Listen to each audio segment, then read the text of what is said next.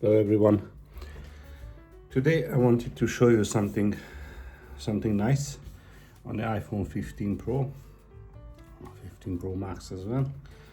So if you want to save photos or documents onto an external device, you can do that straight to the Type-C cable. So if you have a flash drive or an external hard drive, SSD probably, you will just need the Type-C cable.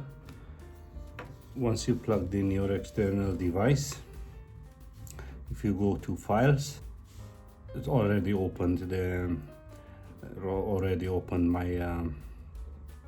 my flash drive, so probably I could play something straight away from my flash drive.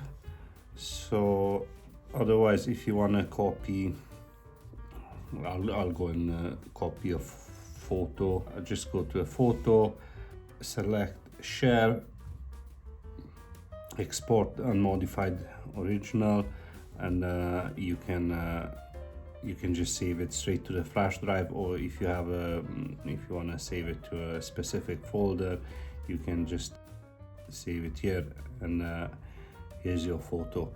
So I think this is a useful feature and a step forward for the iPhone with this Type-C connector. Thumbs up for that. Thanks for watching. I'll see you in the next one.